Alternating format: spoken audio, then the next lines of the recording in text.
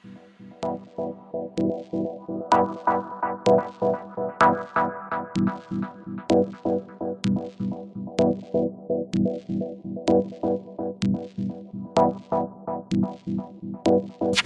everyone. You're listening to the Blockchain Socialist podcast. And for today's interview, I have Jason Prado. He is an ex-Silicon Valley believer, working at Microsoft, Google, and Facebook before, and even founding his own company and selling it, who actually, in the 2020 presidential election, actually left his job to help the Bernie Sanders campaign in their technology efforts, and is now the chief technologist at the Drivers Cooperative in New York City. So hey, Jason, how you doing? Hi, doing great. Really happy to be here. Maybe as a starter, you have a really, really interesting story. So I really want to hear, what that was like. From what I understand, you sort of transitioned from being, if you kind of like look at the resume, it's sort of like, quintessential like Silicon Valley founder, startup founder, like working in big tech. But then you left and, went to go work on Democratic Socialist presidential candidates' presidential campaign. That's a pretty big deal. To being now, pretty active on the left and with the tech workers movement, and then now with the Drivers Cooperative. So maybe could you give a little bit of an introduction to your story and how you ended up here? Sure, thanks. Totally, thank you. So I had definitely had kind of a typical Silicon Valley experience for many years. I went to Stanford for my undergraduate, studied computer science.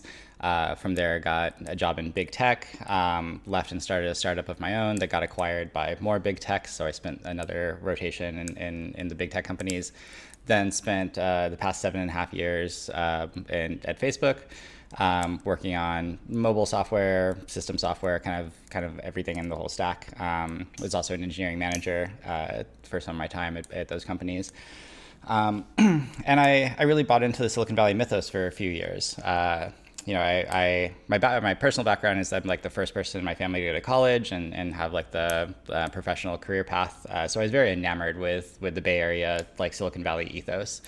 Really thought these people had it all figured out. But then, they're living in San Francisco, you see the cracks in the system a little bit. Like there's massive wealth inequality here.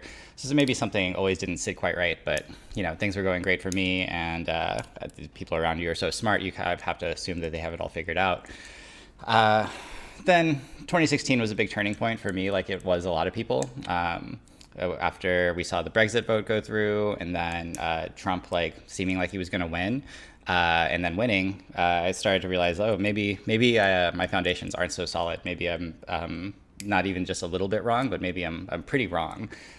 So that drove me to really reevaluate some of my basic beliefs and do a lot of research. So in 2016, I was a fan of Bernie. Was excited to see him run in the primaries and do so well.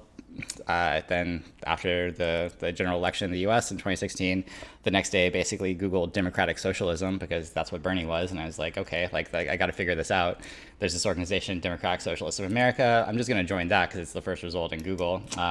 Started going to those meetings and 5 years on, things have changed for me pretty deeply. A big part of that was definitely kind of the awakening of the labor movement in the tech industry.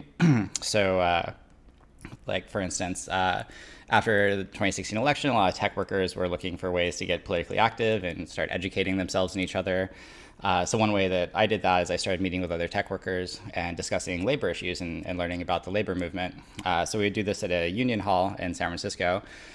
And one day, a few months into that, some union organizers pulled me aside and said, so Jason, we're organizing service workers in the tech industry. We're organizing cafeteria workers in particular at these big companies. And the next target is Facebook. It's underground right now, but we want to organize these 600 plus cafeteria workers at Facebook, get them a union contract so they can stay in their homes, stop being displaced by this behemoth tech campus in Menlo Park that has pushed out so many people. So I got super involved with that and helped in small ways, basically. I would go to workers' houses with an organizer and other workers and tell them about the union and get to know these people and meet their families, see their homes. And is this during while you're an employee at Facebook? Yeah, definitely. So it's a little bit. It takes a bit of bravery to do something like that. Yeah, I think Facebook didn't really mind this too much. Later, they found things they minded for sure, and I had some conversations with HR about things I did. But on this one, they kind of looked the other way. I would try and like build solidarity between full-time employees and these service workers. So like we set up a Facebook group where we would share stories from the service workers who are unionizing and get their support from full-time employees. I'd also like arrange like roundtables where we'd all just sit around and like get to know each other's stories and learn about it.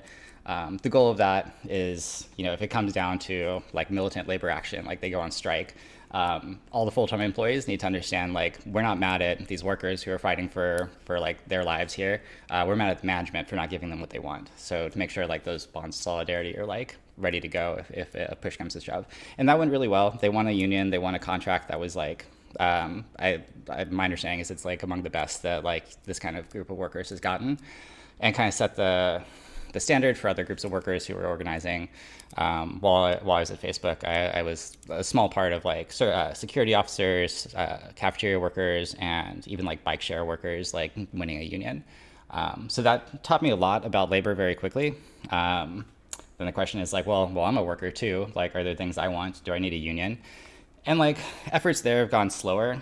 Tech workers they're very well paid and have very nice lives, and it's hard to convince somebody making $300K a year to like jeopardize that. But I'm still very interested in the tech worker movement. I found your Substack. It was Venture Commune. That's right. Yeah.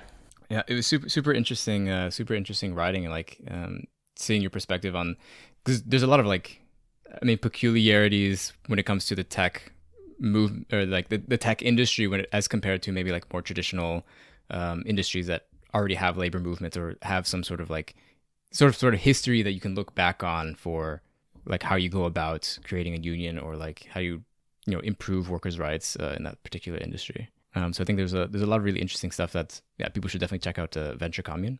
But maybe from there, I guess, can you give us a story? How do you get all the way to starting the Drivers Cooperative? I actually joined the Drivers Cooperative about 5 months ago. The drivers who had started it, have been working on it for over a year.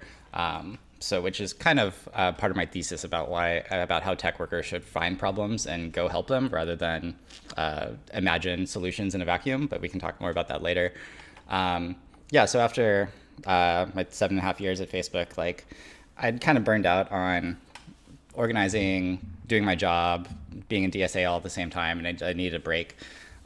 So I decided to leave at the start of 2020. I'd been working on DM, which was called Libra at the time, for about a year and a half then. So I was on the cryptocurrency project. Decided to leave, and it was the height of primary season. I'd been volunteering for the Bernie campaign a lot. So I decided to try and see if my skills would be useful to the campaign. So I talked to some people and got just a short-term contract going to DC to work on the data engineering stack for the campaign. Data is not exactly my background, but I think what they needed was somebody with engineering chops to go and help people use source control and kind of just solve the very brass tacks problems that they were facing. So worked on that for a while. Then the campaign wound down as it became clear Bernie wasn't going to win the primary, and then lockdown started. So I went home and just kind of took it easy for a little while and tried to figure out what my next move would be. I started reading a lot, and one of the things I researched a lot was the cooperative movement. And I'd always known about cooperatives. I mean, my local grocery store is a co-op, worker-owned co-op, and I prefer shopping there and stuff. But I learned about the platform cooperative movement, which is kind of up and coming. It's kind of an academic idea. I'm sure a lot of your listeners have heard about it, but it's a cool idea. It's what if Uber, but it's owned by the drivers, or what if Facebook, but it's owned by everyone who creates content. It's definitely an enticing idea. So I took that class at the New School, co-taught with Mondragon Corporation from Spain. And that was a cool experience. There were 300 or 400 people in the class of varying levels of commitment and experience, but it was a great way to build community. And find other people who are interested in the space. So I'm still in contact with a lot of people I met in that class. Through that class, I found the startup accelerator Start.coop, which is a small startup accelerator focused on cooperatively owned businesses. and became an investor through Start.coop because I'd done some angel investing in my tech days, and this was a cool way to like blend those two parts of my experience. Then through Start.coop, one of the portfolio companies is the Drivers Cooperative. So we're having like kind of a mentoring mixer session between investors and portfolio companies. And Alyssa, one of the founders of the Drivers Cooperative, pulled me aside and was like, "Oh, we have some questions about technology. Do you think you could help us out?" So I got to know them and their problems, and they had a lot of questions about technology. It turned out they didn't have a full-time technologist. They had a founder from the labor movement, a founder who'd been driving and working in like transit logistics for decades, and a founder who'd been a GM at Uber, all really relevant experience rather. But they didn't have a tech founder, which is so refreshing. I remember after like 2016, seeing all these like high profile tech, CEOs saying, "Oh, I'm starting this nonprofit. It's going to solve like electoral politics. We're going to, empower people through an app or whatever." And then like 2 or 3 years on, those things have all just fallen by the wayside because they were not built on a foundation of struggle, of people trying to solve their problems. So it's like, wow, these people, like they've organized thousands of drivers. They're really trying anything they can to get into operations. But they're struggling with technology. Like this is kind of a golden opportunity for me to test out this thesis that, rather than starting an app, like technologists should find workers, working together to solve their problems and to go make them successful.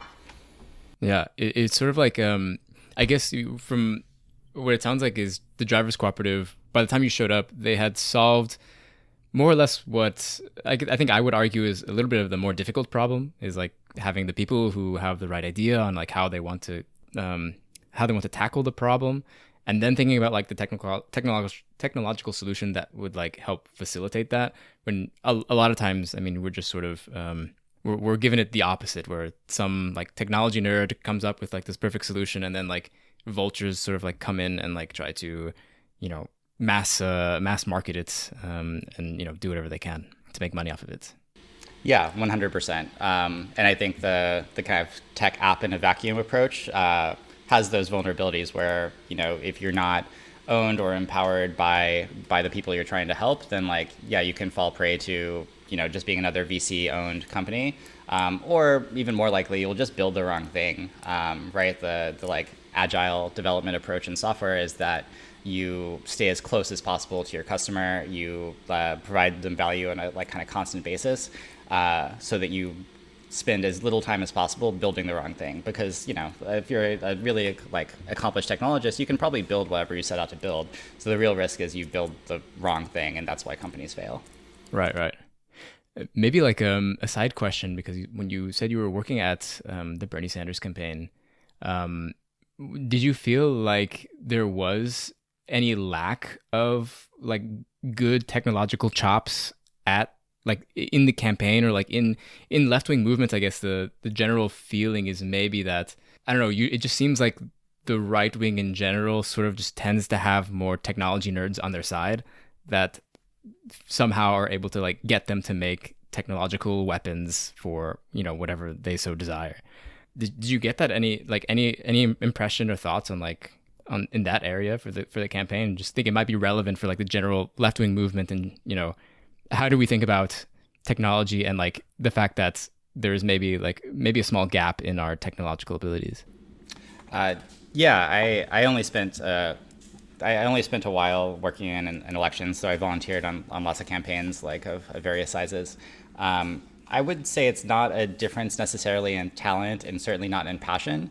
I think there are structural problems there around the way software for, say, electoral campaigns gets built and thrown away, basically. If you're building something for the next 3 months, then you just take short-term decisions, and you're not building a foundation for the long struggle. I don't know why the right has figured that out so much better. I mean, in a way, the right is just better at being cohesive. Like they tolerate their extremes and leverage them, even in the way that, say the Democratic Party is pretty determined to quash anything that they see as too radical. So there's like inklings of things that I think are pretty cool there. There's even like a worker-owned cooperative I want to shout out that I think is building some really exciting campaign technology called Politics Rewired. I think that there's some people from the ex-Bernie people there. I think over the next few years, like that model might make a splash where it's people finally realizing like building a code base to throw away after 3 or 6 months is not really the way we're going to win. So we need to build like a foundation for like democratic participation, which is a way I'm viewing the Drivers Cooperative as well. I think the software we want to build, I hope it moves beyond New York. I hope it moves beyond rideshare. I hope it's a foundation for like logistics and labor for many years to come. Yeah. It's I feel like because in the past, I mean, several decades, during the time when technology has advanced quite quickly, and with the internet and it becoming more and more part of our lives, it's like during that time, it just so happened that the left was also, I mean, fairly weak, especially in the U.S. and especially in the West. And so it just sort of like missed the boat. And so the only people who were sort of building that software were, people with money who probably tend to be a little bit more right wing to be able to build those things. So you mentioned you also worked on the cryptocurrency project Diem. Maybe you could explain a bit about your experience on working on that project, since it got quite a lot of media attention.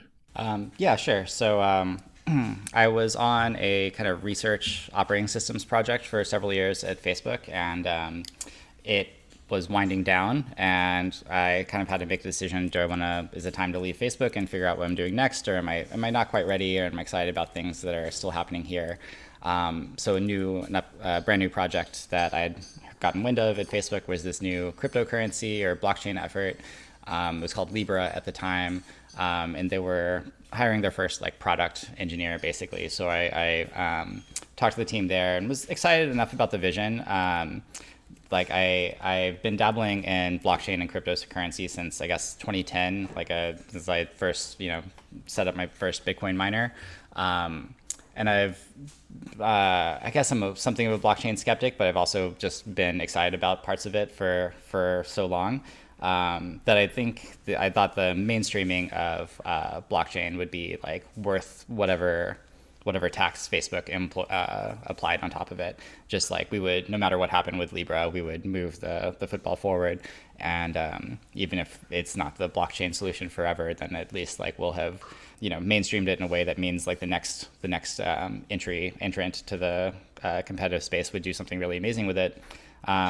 So I went and worked mainly on the product experience. Like I didn't contribute to the blockchain itself, which is like the Libra blockchain written in Rust, and also a very impressive piece of technology, like especially like the smart contract language there, I think is, as far as I've seen, like the most innovative and coolest one out there. So I worked on the product experience, which was like an easy to use wallet with a focus on international remittances. And this hasn't shipped yet, but there's lots of marketing information about it, so I can talk about what it does, which is lets people easily send money using their wallets on the Diem blockchain. And that was a cool experience. Like Facebook assembled just a genius team of people to build that product and that blockchain. So over the years at Facebook, my politics changed, and I was learning more about imperialism and the role of finance and imperialism, kind of from a left perspective. So this kind of internal rhetoric of that we had on the Libra team about the importance of cryptocurrency and stablecoins to help the developing world who don't have stable currency, and that's like their main problem. And I started to think like maybe that's not really true. Maybe the real problem is oppression with the U.S. militarism and the supremacy of like the U.S. dollar being like tantamount to all U.S. Foreign policy. So I really didn't buy the rhetoric anymore, and that was around the time I decided to leave Facebook. Yeah. It's really interesting how much that narrative, just how much it's sort of like abused, to be honest, by the cryptocurrency community.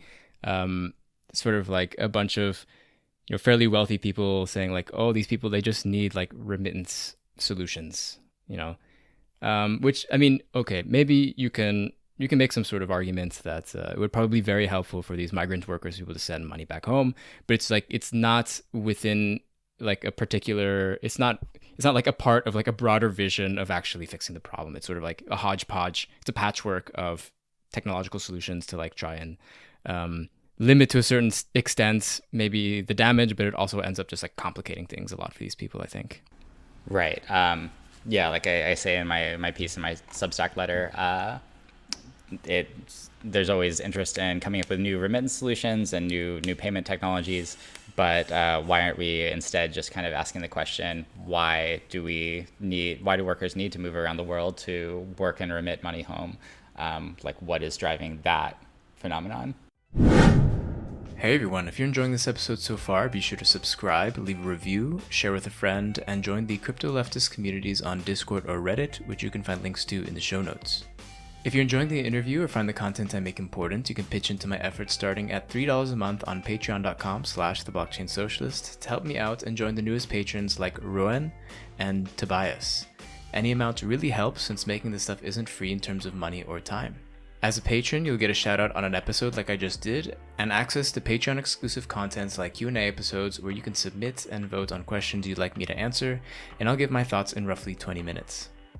Of course, I'll still be making free content like this interview to help spread the message that blockchain does not need to be used to further entrench capitalist exploitation if we put our efforts into it, so if that message resonates with you, I hope you'll consider helping out. Also, if you're interested in helping out in some real projects that I'm working on, then I hope you'll consider checking out the open collective page for the Breadchain Cooperative project that I've been working on with a few others from the community. We're currently working on our first application, which is the Breadchain crowd staking protocol, and I think it'll be a really cool real-life working product that we can show in actual use for the left. But that's it from me. Let's get back to the interview. So yeah, I wanted to get to talk about actually your latest piece on your Substack, which is called, I believe, Go Where Workers Are and Organize With Them. And I really like the premise of it, since I think it really gives a very clear call to action for those out there who may be in like slightly more privileged positions in terms of like technology and wealth and knowledge, and gives them like it has like a clear theoretical basis on like the relationship between technology and capitalism. So maybe I was wondering if you could talk a little bit about like what inspired you to write that, and like where from your experiences you got to the conclusions that you made. Yeah, totally. So it's kind of what I've been talking about this whole interview, that my approach has been like try and get down in the trenches and see what workers are doing and what they need, rather than thinking abstractly, like coming up with a theory of what workers need or something and then like not really testing it. The kind of praxis approach is to come up with like a thesis or a hypothesis and then go test it in practice and then refine it and iterate. That's how you like scientifically approach a problem. And I see a lot of people not doing that. I see, people kind of, like I've been saying, think of solutions in a vacuum, thinking like, well, I'm such a, brilliant special technologist. Maybe when I'm at work, I like talk to the customers and do like a deep process to understanding customer needs and developing customers. But like, these problems, these social ills are such easy problems compared to my like big, tough Silicon Valley problems. I don't need to do that. Like, I'll just like waltz in with my genius and sprinkle some tech on it and fix all everyone's problems.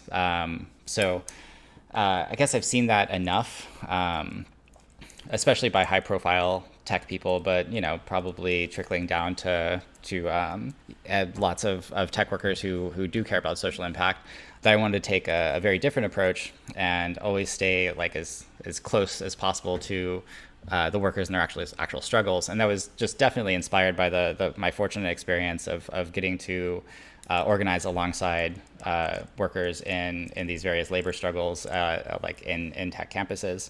And the thing I took away from that was that, I learned so much by being educated by the workers who are organizing and alongside them. So there were union organizers who, of course, had some expertise, but like a union campaign doesn't succeed unless the workers are empowered and become leaders and drive it themselves. So whenever I worked on campaigns, I tried to get on electoral campaigns, I tried to get as like down in the muck as possible. So that meant like knocking on doors and walking people to their polling locations, or phone banking or text banking or whatever, just doing like understanding the actual scale of making a change, by doing like every part of it or doing the leaves of the project, because I think there's a tendency for tech people to think like I'm up above or something, or like I'm like an ideas guy, I think is how I'd criticize these people sometimes. And I'm very resistant to that. So like even in organizing in DSA, like I try and do like the spreadsheets that need to get done or whatever. It's always about like the real like nuts and bolts of organizing. The extremely practical. Exactly. Yeah. Because you just, it's important to have this theoretical component where you have this idea, then you test it in practice. But my idea that I'm testing here is like, should tech workers just go and find existing struggles and like accelerate them and join them?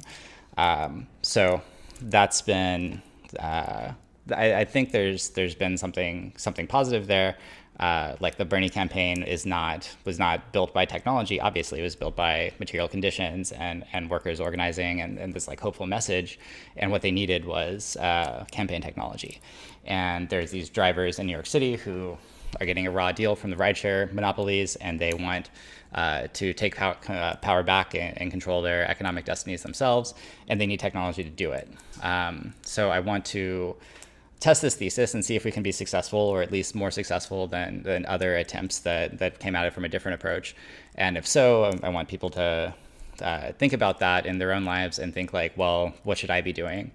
What is like my unique talent? And if you're a tech worker, you probably have lots of very valuable talents. And the thing you should be doing is taking those talents and finding these struggles and being on the right side of them in a very active, on the ground, just hands-on way. Yeah, yeah.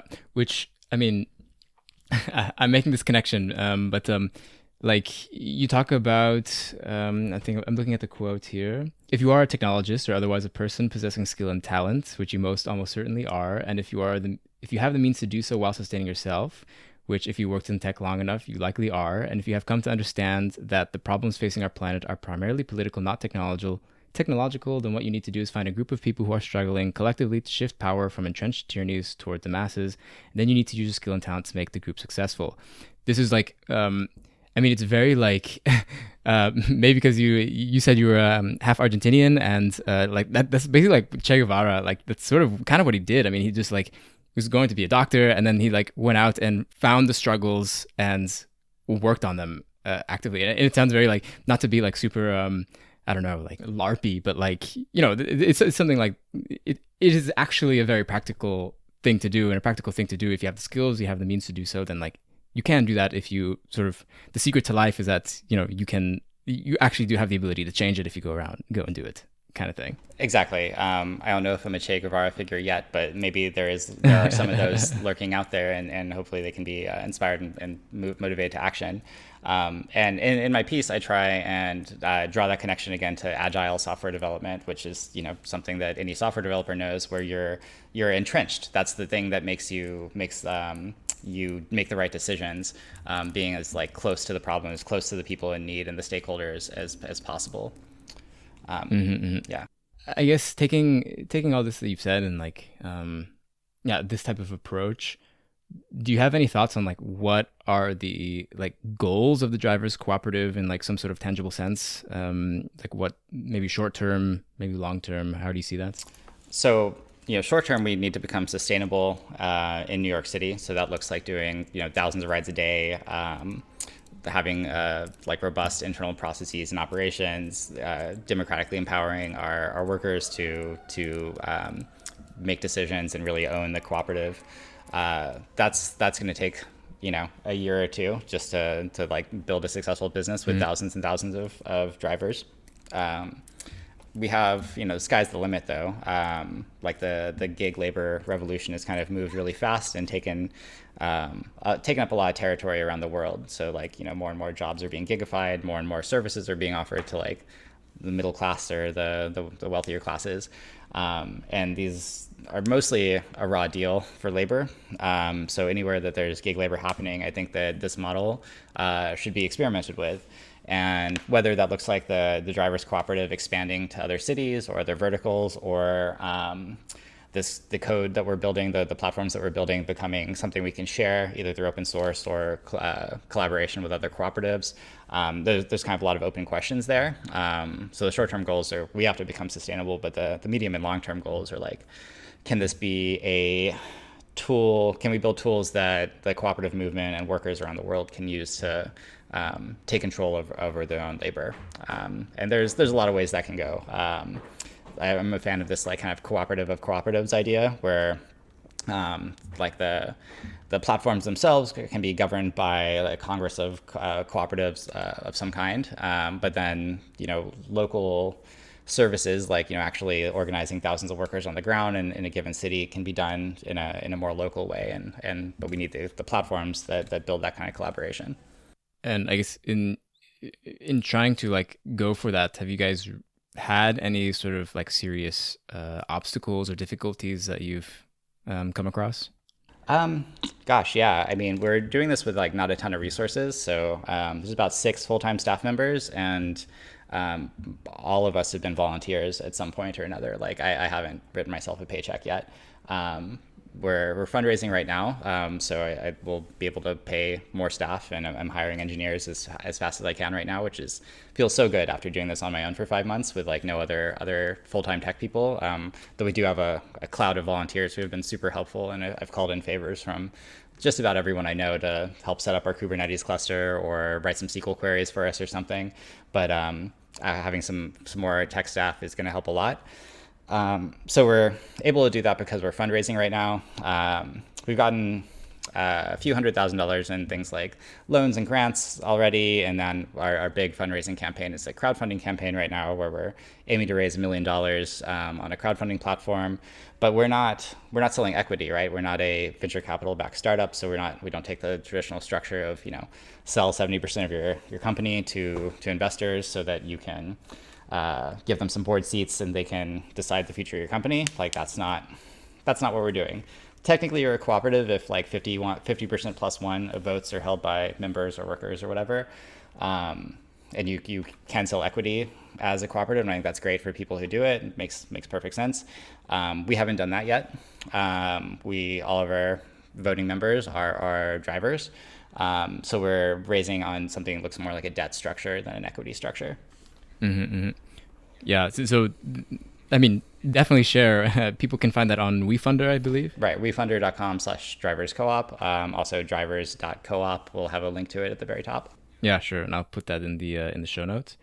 But I guess the sort of call to action there, I guess, is if you are a technologist or you have the time to volunteer your resources or maybe want to contribute, then probably apply to these positions that you guys have posted for developers. And if you have the money, then already start sending them money on WeFunder. I've already given a couple $100. So it's sort of like, there's a real chance, I think, you can do something with your money and like, it's going to something that's actually contributing to worker power and is an investment in the labor movement in the U.S. Thanks. I really appreciate you giving and or investing, really, because it's not a donation. We hope to return and then some for our investors. But thank you so much for your faith in us, and we'll try and make good on it. As far as like what we're asking for tech workers out there, like your time as a volunteer, we have a volunteer sign up page. Definitely, we're interested in hiring from big tech. I think like there are ideas and knowledges that are stuck in people's heads, and you only get them if you worked at a FANG company. And we want people like that because our goal is to scale. And like scaling is something that Silicon Valley has figured out how to do better than anyone else. So we want that knowledge. We're also thinking about, we haven't announced this yet, but I'm really stoked about this plan we will hope to roll out this year. So one problem having in like hiring tech workers is, we're just not paying a market salary at all. So if you are really comfortable in your career, like, I worked for a dozen years at these companies, and I can afford to work for low pay for several years. But if you're not in that situation, you might be scared to like reduce your pay rate for a couple of years, and that might have like a permanent impact on your earning potential. And that's like, I don't want to discount that. That's important to people. So a program we're thinking about is establishing like a fellowship, like a 3-month or 6-month rotation where, people change jobs every 2 years anyway. So in between working at Google and Square or whatever, come hang out with us instead of like going to the beach for 3 months. Come work for us. We'll pay a stipend, give you an education on the cooperative economy and social impact. And while you do some engineering and impart your like valuable wisdom upon our org. So if you're interested in that, I'd be really, really interested in talking to you about the program. And like I said, we're going to announce it sometime pretty soon. Nice. That'd be very cool. Yeah. Are you guys like working with these big tech companies to like have systems inside them to try and get it going? Or are you just sort of like trying to pick off the programmers for a little bit of time and then, I guess you would have to send them back. Yeah, right now it's just opportunistic. But I think, people negotiate when you're like switching companies, like you usually will negotiate like your start date, and there's usually flexibility in that. So like, why not put your start date like 3 or 4 months out and then come work with us for 3 or 4 months? And, we're working with like cutting edge technologies and like we're Kubernetes clusters. That's sure. Yeah. I know those. Yeah. And we're, I think it'll be pretty beneficial to everyone around to see like what does a small startup scaling look like? That's experience that's you only get by working in a startup, and we are actually a startup despite being not the traditional template of a VC company. Yeah. A cooperative startup. I wish there was like a better word for that, but I guess it's cooperative startup. Yeah, I kind of just want to take over the word startup, and like the VC startups are the weird thing, and cooperative startups are the normal thing. They're the normal ones, yeah, for sure. Start trend. Mm-hmm. Do you have any thoughts on like maybe to entice some of these developers? Any thoughts on like future features that you can imagine for the Drivers Cooperative that they could have? I mean, the cool thing about software you haven't written yet is it can do anything. So sure, I can talk about all the things we were interested in. So like one thing we're thinking about is like what is like scaling horizontally look like in terms of the product. So we're these drivers in New York City, but there's taxi cooperatives and gig worker cooperatives around the world. How do we interoperate between those things? So this is very early, but like we're thinking about like what is the API and the like communication platform between various like front end user applications for gig labor and various like fulfillment and logistics platforms on the back end to do that matching.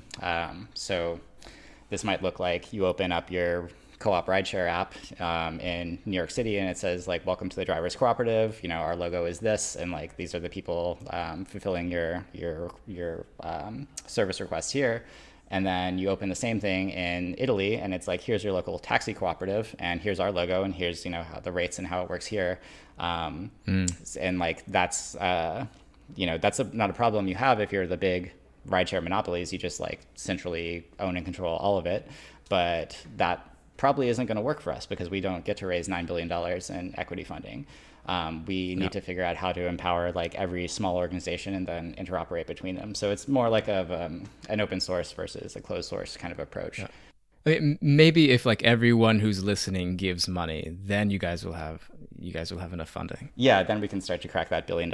And yeah, man, I've been like reading interviews and doing research on like the early founding of these gig monopolies, and like it sounds so exciting because they just have all the money they could possibly want coming in. So like they have, famously they'd have these decisions around like build versus buy. And every time it was just like, oh, hire and build because we want like the perfect thing that we own. And we can do that because there's just always more free money coming in. And that's rational in the VC world. If you read like a book like Blitz Scaling, for instance, which I read recently, it's the rational behavior is to take huge risks, consume tons of capital, because if you're not doing that, your competitors are, and these markets are largely winner take all. So that's the right move in a purely capitalist economy. That's not going to make sense for us. So like the Drivers Cooperative, one of our selling points about why we think we can become sustainable is that we're just like we make money on every ride. We stick to positive unit economics, whereas like the traditional gig monopolies are happy to like lose money for a long time to win that monopoly, and they have to do that to justify their valuation. We're just going to grow. We're going to become sustainable and then grow from there. And it's a different approach, but that we think we can like gain a foothold by doing so. Yeah, it's sort of like. Like in the case of like Uber, I mean, basically what they did is all the rides were subsidized. They gave way lower way lower prices than they could actually afford to, actually give, but they were just so much money is being pumped into them. And then now we're seeing sort of the effect of like, okay, now they've killed a lot of the competition, and now, I mean, rates are going up. But here, I guess if you're starting with a drivers cooperative type of structure, from the beginning the prices are probably not going to like increase like they had to for Uber, because they need to make profit at some point. Right. Our goal is sustainability and like rational growth, versus like the blitz scaling, winner take all, and then charge monopoly rents approach. Any thoughts? Because I mean, you're on this podcast, so I have to ask. But can you imagine, of course, any type of like blockchain capabilities to augment maybe like some of the, I guess, the ability for workers to be able to like democratically vote on certain things, or to like, I don't know, I don't want to say token or tokenized stuff because sometimes it's not always like really the thing to do, but like, do you have any ideas about potentially using that technology? Yeah, well, first especially with DAOs. I don't know if you've been watching, but DAOs have become incredibly popular on around Twitter world.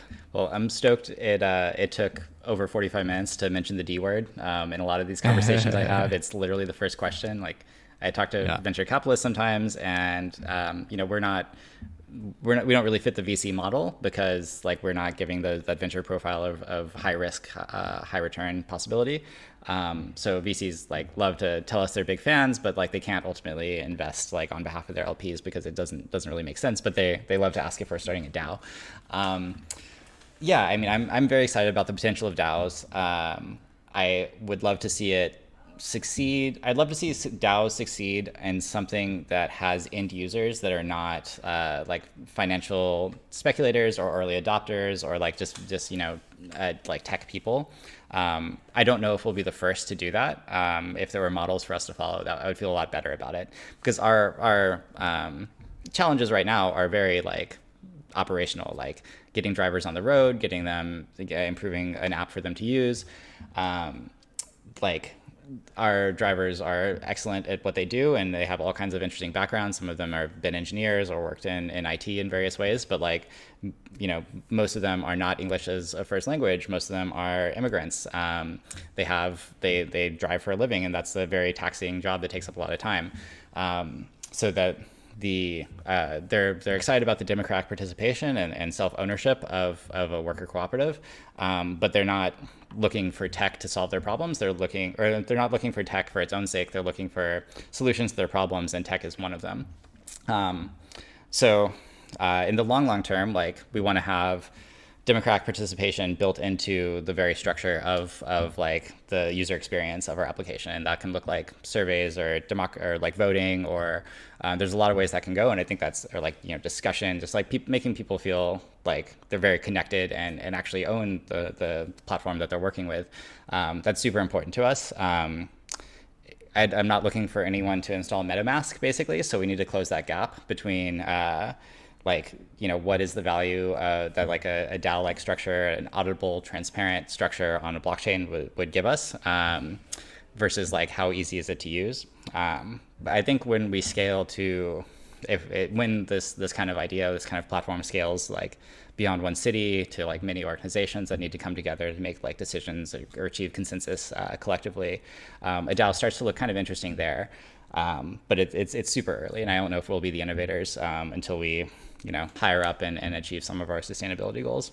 Yeah. I think, to be fair, it's the right approach in the sense that you have to sort of, which I think I'm getting ahead of myself, like DAOs are sort of figuring this out at the moment, but like you sort of have to build the community first. You have to have, right now, I don't know if you've seen, but like a lot of people are really into like building the culture of like your DAO. So it's always like, I don't know, you have plenty of different memes, like having a win-win situation, or like they use a lot of like game theory type of analogies, but yeah, I mean, in order to build something that is beyond like some sort of financial speculative game, or some sort of like, solely for the ends of like financial speculation and like wealth accumulation, then you sort of have to have that culture already ingrained.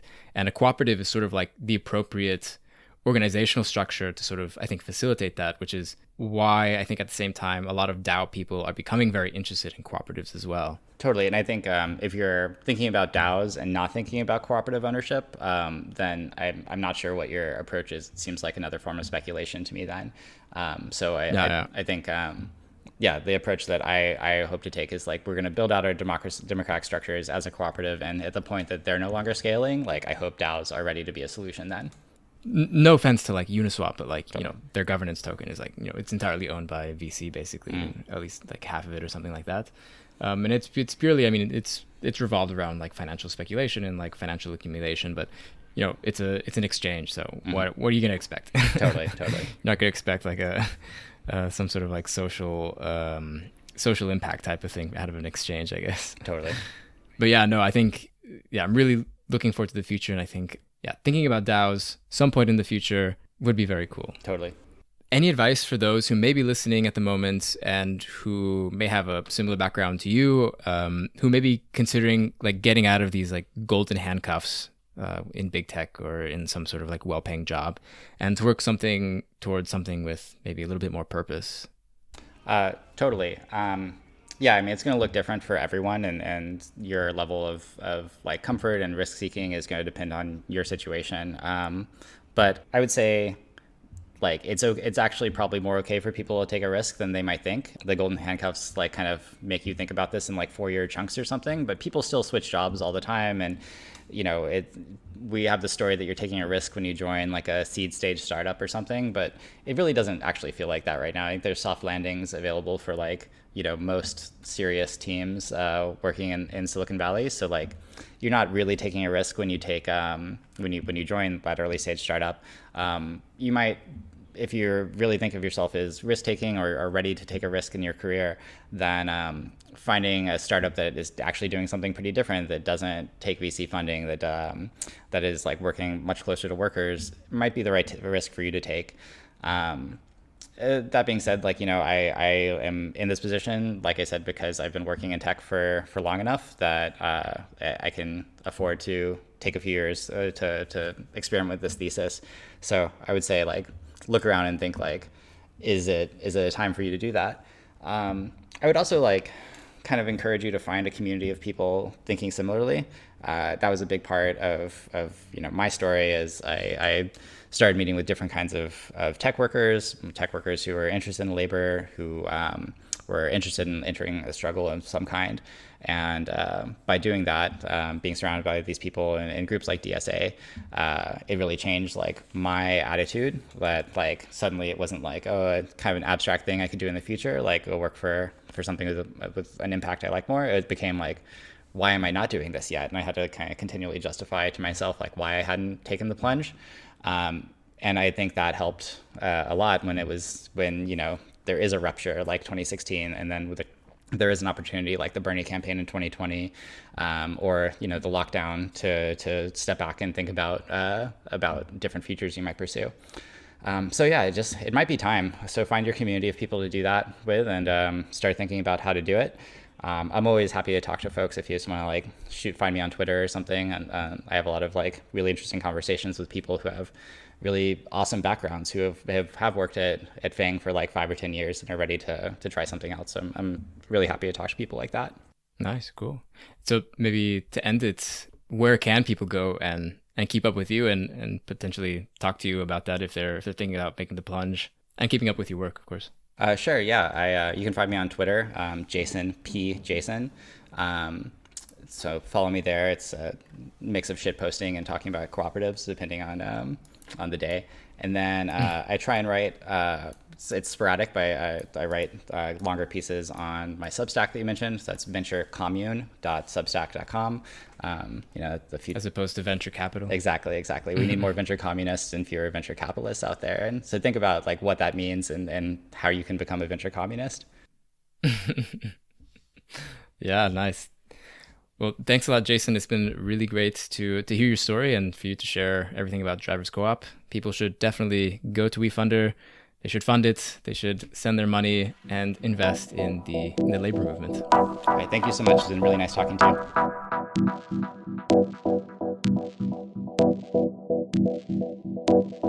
you.